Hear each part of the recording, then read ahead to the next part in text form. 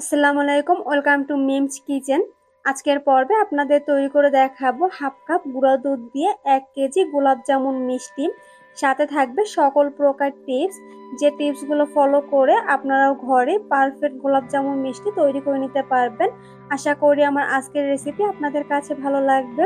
প্রথমে আমি শুকনো উপকরণগুলো একটি স্প্যানারে নিয়ে চেলে নিচ্ছি, এতে কিন্তু মিষ্টিগুলো একদমই স্মুথ হবে। নিয়েছি হাফ কাপ গুঁড়া দুধ, হাফ কাপ ময়দা, 1/4 টিস্পুন বেকিং সোডা। এখন সবগুলো শুকনো উপকরণগুলো আমি চেলে নিচ্ছি। চেলে নেওয়া হয়ে গেলে এখন এগুলোকে আমি একবার মিশিয়ে নেব, এতে কিন্তু মিষ্টিগুলো একদম স্মুথ হবে।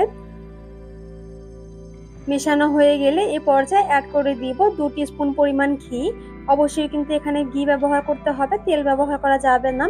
এখন শুকনো উপকরণের সাথে ঘি খুব ভালোভাবে কষে কষে মিশিয়ে নিচ্ছি। যত ভালোভাবে মিশিয়ে নেওয়া হবে মিষ্টি কিন্তু ততটাই পারফেক্ট হবে। মেশানোর এক পর্যায়ে হাতে মুঠো করলে এভাবে দলা বেঁধে আসবে, তখন বোঝা যাবে ঘি মেশানো পারফেক্ট হয়েছে। ঠিক এই পর্যায়ে আমি অ্যাড করে দিয়েছি 1/4 কাপ লিকুইড মিল্ক। এই লিকুইড মিল্কটাকে আমি আগে থেকে জাল দিয়ে তারপর ঠান্ডা করে নিয়েছি। এখন অল্প অল্প করে দিব আর ডোটা কিভাবে করে মেখে নিব। একটু সময় নিয়ে ডোটা তৈরি করলে কিন্তু ডোর ভিতরে কোনো প্রকারের দানা থাকবে না, আর ডোটাও একদম সফট ভাবে তৈরি করা যাবে। আর 1/4 কাপ দুধ আমি সবটুকু দিয়ে এই ডোটা তৈরি করে নিব। আর এভাবে নরম করে কিন্তু ডোটাকে তৈরি করতে হবে। ডোটা হাতে লেগে আসবে বা বাটির সাথে লেগে আসবে, ঠিক এরকম ভাবে করে কিন্তু এই ডোটাকে তৈরি করতে হবে, তাহলে কিন্তু মিষ্টি একদম পারফেক্ট হবে।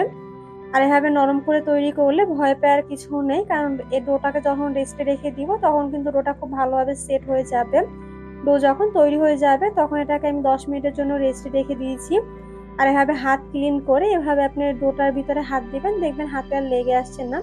ডো কিন্তু পারফেক্ট ভাবে সেট হয়ে গেছে। এখন হাতে সামান্য ঘি লাগিয়ে নিয়েছি, আর এখন এখান থেকে আমি অল্প অল্প ডো নিয়ে গোল গোল করে মিষ্টি বানিয়ে নিচ্ছি। অবশ্যই চেষ্টা করবেন মিষ্টি একদম স্মুথ করে তৈরি করতে, কোনো রকমের ফাটল যেন মিষ্টির গায়ে না থাকে, তাহলে কিন্তু ভাজার সময় মিষ্টিগুলো ফেটে যাবে।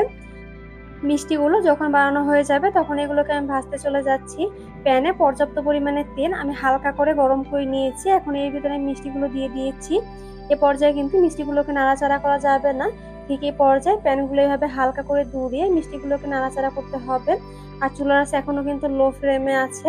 মিষ্টিগুলোতে যখন হালকা কালার চেঞ্জ হওয়া শুরু হবে বা মিষ্টিগুলো তেলের উপরে ভেসে উঠবে, ঠিক এই পর্যায়ে আমি চুলার আঁচ হালকা বাড়িয়ে এভাবে করে নেড়ে চেড়ে মিষ্টিগুলোকে লালচে কালার করে ভেজে নিব। দেখতেই পাচ্ছেন মিষ্টিগুলোতে খুব সুন্দর একটা কালার চলে এসেছে। এখন এই মিষ্টিগুলো আমি তেল থেকে নামিয়ে নিচ্ছি, আর এভাবে একটা সাইডে রেখে দিব ঠান্ডা হওয়ার জন্য। শিরা বানানোর জন্য 1 কাপে একটু কম চিনি দিয়ে দিয়েছি, আর দিব 1 কাপ পরিমাণ পানি। ফ্লেভারের জন্য দিয়ে দিয়েছি 2টি এলাচ। এখন অপেক্ষা করব পানিতে পুরোপুরি বলক আসা পর্যন্ত। পানিতে যখন বলক চলে আসবে ঠিক এ পর্যায়ে এই মিষ্টিগুলো দিয়ে দিব। আর মিষ্টিগুলো এখন কিন্তু কুসুম গরম অবস্থায় আছে। এখন এভাবে আমি ঢাকনা দিয়ে রান্না করব 10 মিনিটের মতো। আর চুলার আঁচ রাখবো মিডিয়ামের থেকে একটু কম। ঢাকনা যদি কোনো ছিদ্র থাকে সেটাকে বন্ধ করে দিব। 10 মিনিট পর দেখতেই পাচ্ছেন মিষ্টিগুলো কিন্তু এর উপর ভেসে উঠেছে আর অনেকটাই কিন্তু ফুলে উঠেছে। এখন চুলা বন্ধ করে দিব, আর এখন এভাবে আমি ঢাকনা দিয়ে দিব 30 মিনিটের জন্য। এতে কিন্তু মিষ্টিগুলো সম্পূর্ণ শিরা চুষে নেবে আর মিষ্টিগুলো ফুলে কিন্তু ডাবল হয়ে যাবে।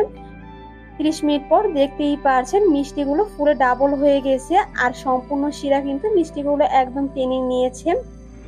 মিষ্টিগুলো কতটা সফট হয়েছে আপনারা নিশ্চয়ই দেখেই বুঝতে পারছেন। আপনাদের কাছে রেসিপিটি কেমন লেগেছে অবশ্যই কমেন্ট করে জানাবেন। এরকম সিম্পল রেসিপি পেতে আমার সাথে থাকবেন। আল্লাহ হাফেজ।